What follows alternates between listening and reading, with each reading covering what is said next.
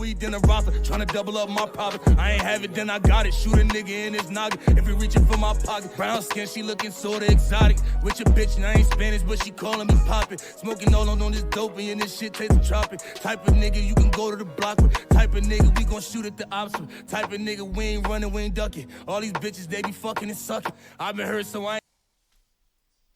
Yeah, what it do, man? Muck City family. Appreciate each and every one of y'all who like, subscribe, comment, share the video, support the support. Appreciate it. Usually I'm just gaming. I want to get into reactions too. So the gaming page will be Muck City Gaming / reactions. So I will be updating with like different reactions with things that's going on in the world. Today we gonna react to this guy Len Davis. He was a former New Orleans police officer / what you can call him assassin. Conspiracy. He was sentenced to death row for killing for having a young female killed, a mother of three killed. He was recently granted clemency by former President Joe Biden, which he turned down because he's saying that it would interfere with his appeal. So it's a legend that he did it. He had it. They're supposed to have videotape or whatever. This guy right here. This is Len Davis. Both guys was granted clemency by Joe Biden. This guy, if y'all want me to react to this guy, do background on him, I'll let you know about this guy. But this guy right here, Len Davis, he's the one. He was a former police officer / criminal. He had a young lady, mother of three, assassinated.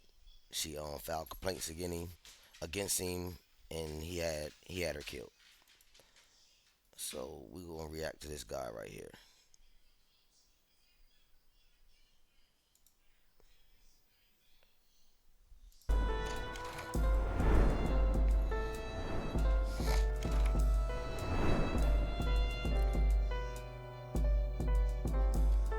How did a crooked New Orleans police officer end up ordering a hit on a mother of three? Len Davis, also known as RoboCop, was once seen as a protector patrolling the streets of the Ninth Ward. But behind his badge, he was leading a double life, working with drug dealers and using his power to silence those who stood in his way. The story of Davis's rise and fall is one of corruption, betrayal, and a system that finally caught up with him. This is the chilling tale of how a man sworn to uphold the law became his most dangerous threat.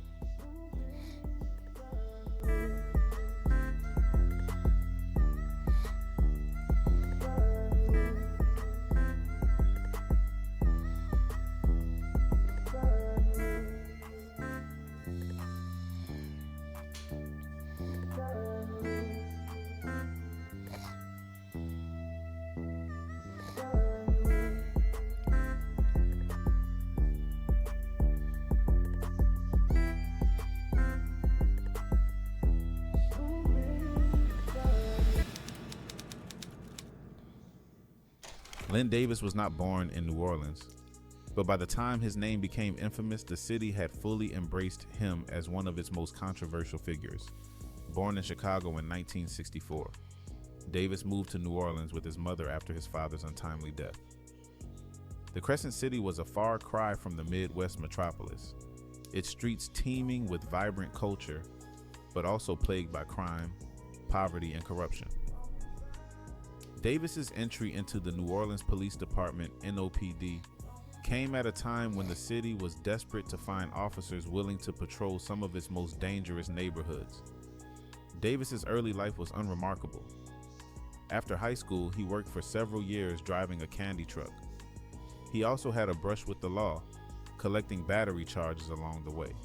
At the age of 22, Davis enrolled in the NOPD's training academy, hoping to trade in his mundane life for something more powerful. The NOPD, already struggling to keep up with the rising crime during the crack epidemic and the white flight out of the city, was hungry for recruits. The standards were lowered, and the training process became far less rigorous than in years past. Despite some early trouble in the academy, where Davis was temporarily kicked out, he found his way back in. In '88, he graduated and joined the force. It wasn't long before his reputation for toughness began to grow. His large, intimidating frame made him a natural enforcer on the streets, and it earned him the nickname RoboCop.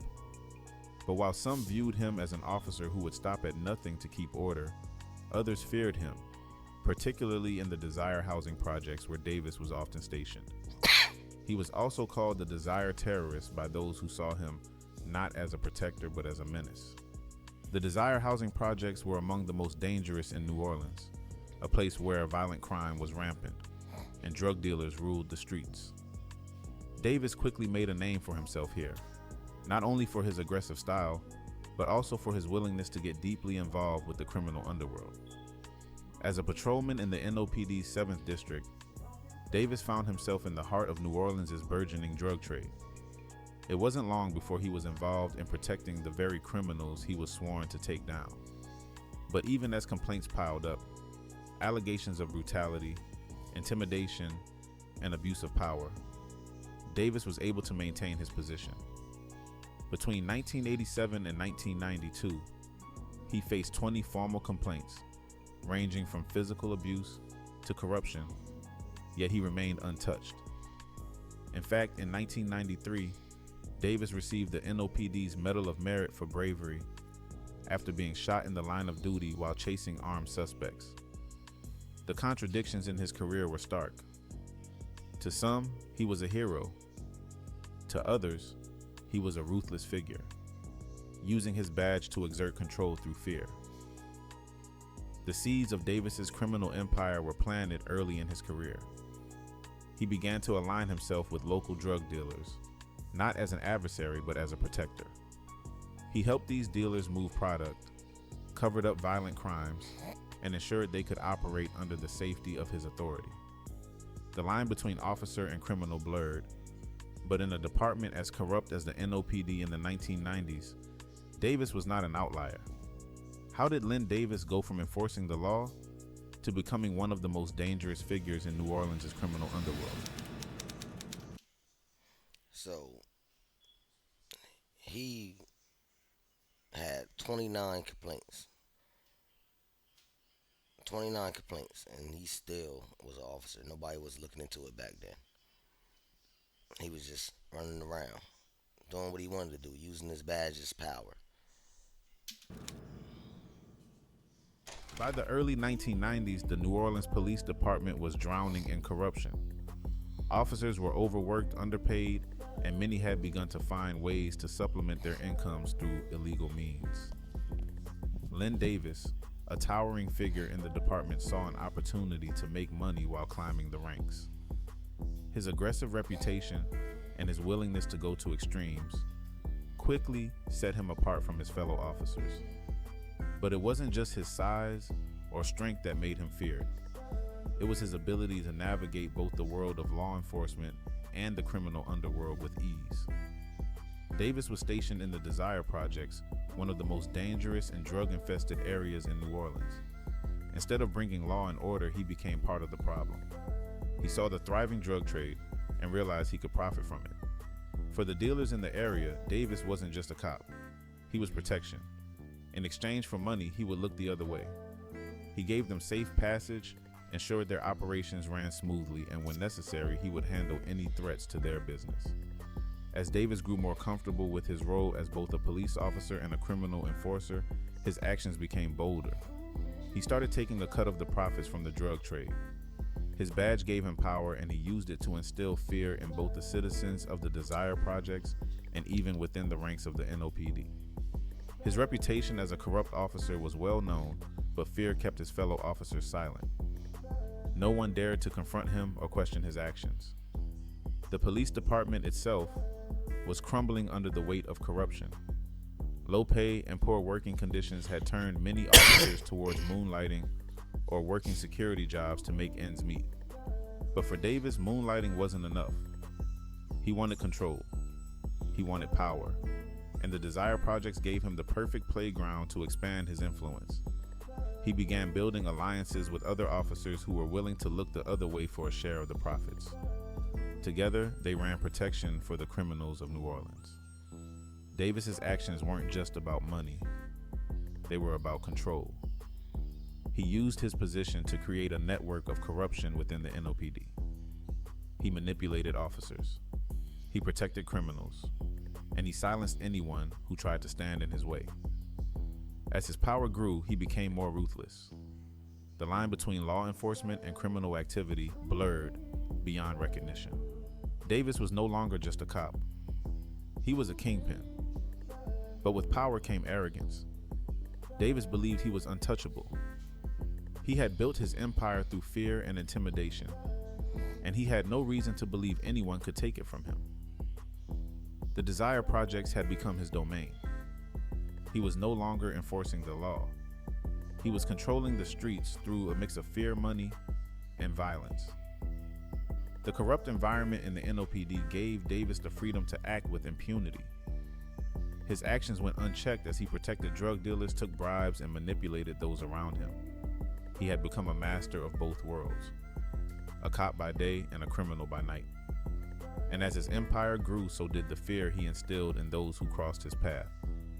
Yet even as Davis sat at the top of his corrupt empire, there were whispers. Whispers of investigations and eyes watching from the shadows. But Davis paid them no mind. He believed he had complete control over New Orleans and nothing could bring him down. For now. He had no fear. He had the badge. He had the badge and he had the streets. So it's more like, I'm the cop. I can protect y'all. In return, I want money. But with money also came respect, intimidation, basically extortion. That's basically what he was doing, extorting. It's like Training Day, the movie Training Day, if you ever saw that. Kim Groves was a mother of 3 living in New Orleans' 9th Ward. She wasn't involved in the drug trade. She wasn't a criminal. She was just trying to live her life and raise her children in a neighborhood plagued by violence and corruption. But in October 1994, her life would be cut short in a brutal and senseless act of violence orchestrated by the very people who were supposed to protect her. Kim's story begins on the streets of the 9th Ward, where she witnessed something that no one should ever have to see. One day, she saw Len Davis and his partner Sammy Williams beating a young man they had mistaken for a suspect in a police shooting. The young man was pistol whipped and left bloodied and bruised. Kim knew this was wrong. She knew the police weren't above the law, and so she did something that most people in her neighborhood would never dare to do. She filed a formal complaint against Len Davis with the New Orleans Police Department. For a mother of 3, filing a complaint against a corrupt police officer was an act of extraordinary courage. In a neighborhood where the police were often as feared as the criminals, Kim stood up against the system. She wanted justice. But what she didn't know was that her brave act would set in motion a series of events that would lead to her demise. Davis was known as RoboCop in the streets. His large frame and aggressive policing style had earned him a reputation as someone who couldn't be crossed. And when he heard about Kim's complaint, he saw it as a threat to his power. He couldn't allow anyone to undermine his authority, especially not someone from the community he controlled through fear. Through the NOPD's internal system, Davis was tipped off about Kim's complaint by another officer. Furious, he decided to eliminate the problem. In his mind, Kim wasn't just a witness. She was a threat to his entire... But when she reported it, why nothing happened when she reported it. Leave without pay, pending investigation. Lest they didn't do all that back in the day. When she reported him and his partner for pistol whipping a guy, nothing happened. Basically, nothing happened if it made it this far, and he found out about it, but nothing happened. Operation. The next day, Davis made a call to Paul Hardy, a local drug dealer and hitman who had been working with him for years. Davis gave Hardy a description of Kim Groves. He told him exactly where she could be found, and he made it clear what needed to be done. On October 14, 1994, just one day after Kim filed her complaint, Hardy approached her on the street near her home. She had just left her house and was walking when Hardy came up to her. As she looked up at him, perhaps thinking he was someone she knew, Hardy pulled out a gun. He fired one shot at Kim. She was unalived within minutes. Kim Groves wasn't involved in any criminal activity.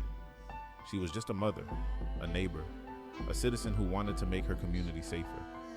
But in the corrupt world of Len Davis, her life was expendable. Her murder was cold and calculated, ordered by a man who wore a badge and took an oath to protect the very people he destroyed. After Kim's death, the neighborhood was filled with fear. People whispered about what had happened, but no one dared to speak out. Everyone knew Davis was behind it. They knew what he was capable of. If he could silence Kim, what could he do to anyone else?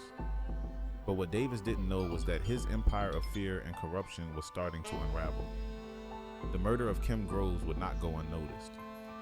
This time, the consequences of his actions would be far greater than he ever imagined. By the time Kim Groves was unalived, the FBI had already begun to take a close look at Len Davis and his corrupt dealings within the New Orleans Police Department.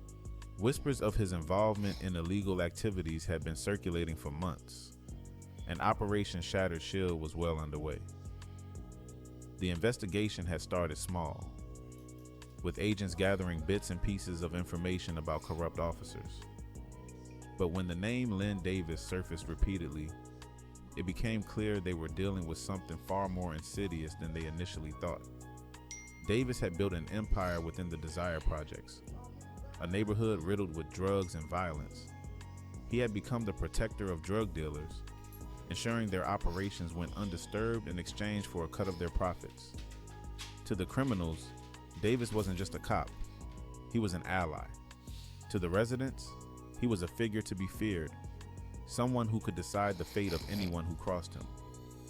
His badge provided him with the ultimate cover, allowing him to walk the line between law enforcement and organized crime with ease. Operation Shattered Shield aimed to expose the deep-rooted corruption within the New Orleans Police Department. The FBI knew they needed more than just rumors to bring Davis down. They needed solid evidence. So they began tapping phones and planting undercover informants. Over time, they collected hours of incriminating conversations between Davis and his criminal associates, most notably Paul Hardy, the man who had unalived Kim Groves at Davis's command. The recordings captured Davis orchestrating drug deals, advising on how to carry out crimes without getting caught, and openly discussing the protection he provided to the criminals under his watch. He spoke with a level of arrogance that suggested he believed he was untouchable.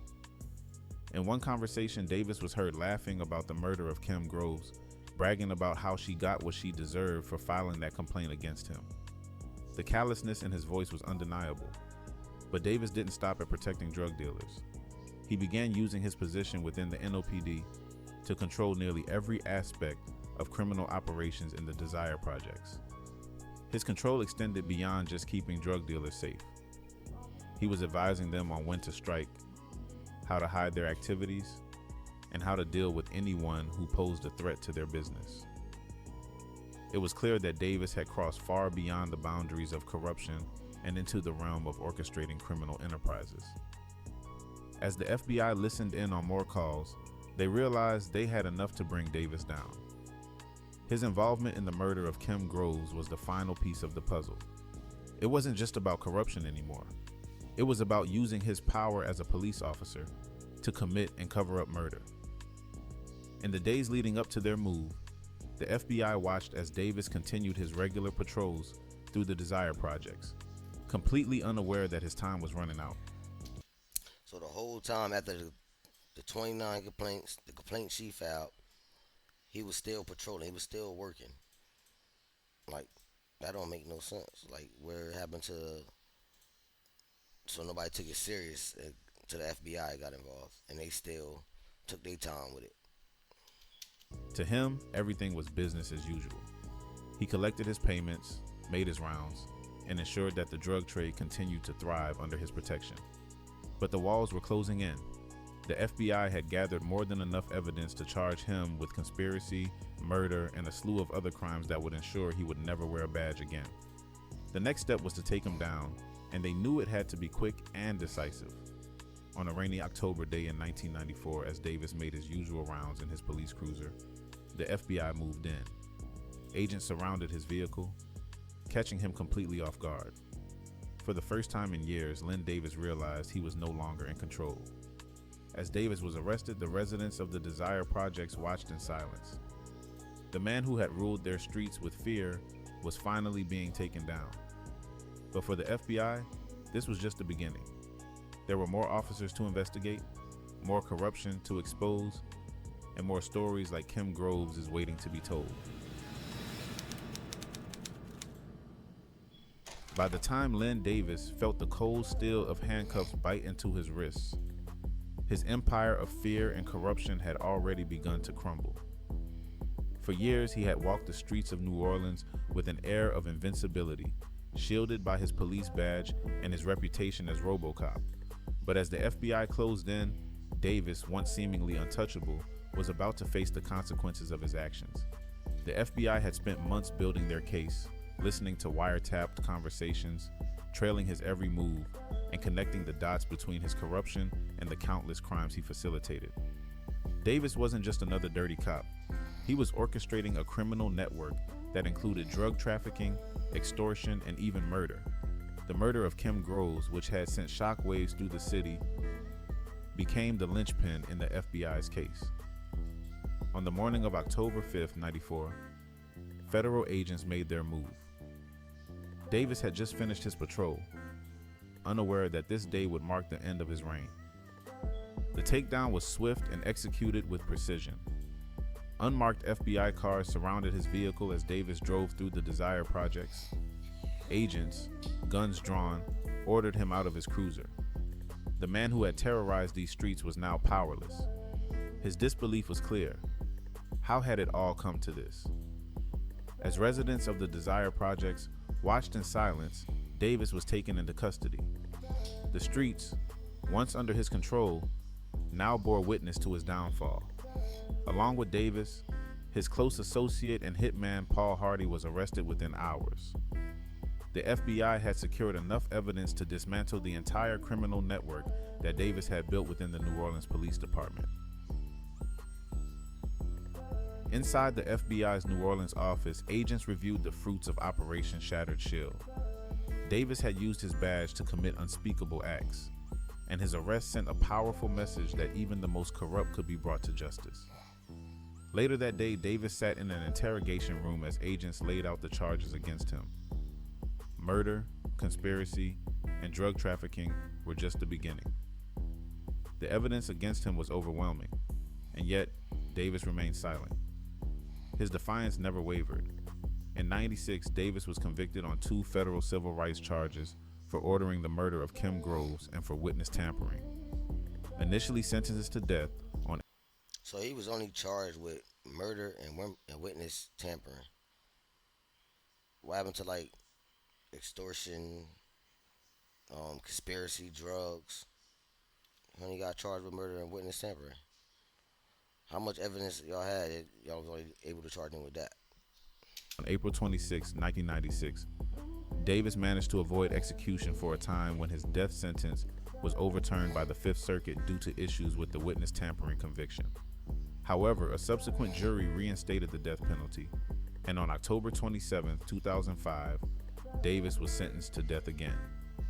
He now sits on federal death row. So he was on death row, got off death row, then got put back on death row again. It's crazy. At the United States Penitentiary in Terre Haute, Indiana. Paul Hardy, who carried out Groves' murder on Davis's orders, was also convicted of conspiracy to violate Groves' civil rights and witness tampering. Hardy initially received a death sentence, but in 2011, his sentence was commuted to life when he was deemed intellectually disabled by a judge. Despite the convictions, the impact of Davis and Hardy's actions left a lasting stain on New Orleans, serving as a painful reminder of the city's darkest days of police corruption. News of Davis's arrest spread quickly, and for the people of New Orleans, It felt like a long awaited reckoning. The man who had ruled with an iron fist was finally brought down.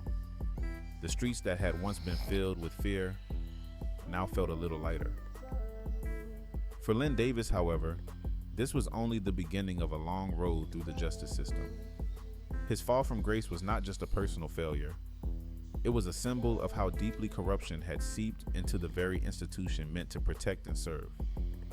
His name, once synonymous with power, would forever be linked to betrayal, crime, and the ultimate downfall of one of New Orleans' most feared police officers. That's crazy. They got away with a lot of shit, but he ended up on death row. Got off death row, got put back on there a couple of years later.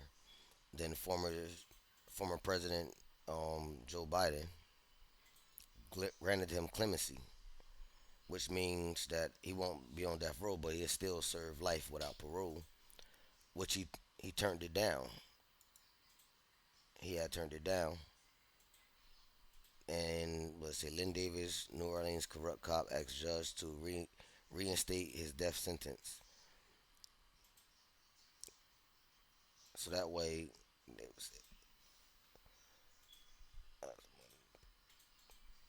so he don't want the clemency. He said he was still saying that he was innocent. He said he was innocent. He or whatever, but they got you. They got videotapes. They got you on wiretaps. So either is he just going he just take the death row and that's it, or he trying to get an appeal. But they don't like this guy ever coming home though. It's over for him. He done up. He's super done up. But I don't know. Let me know what y'all think. I mean, let me know if any other videos y'all want me to react to. And I'm gonna keep on coming though. We're gonna try something new. Appreciate every one of y'all. Like, share, comment. Let me know what y'all think about this video. Let me know what y'all think about him. Appreciate y'all.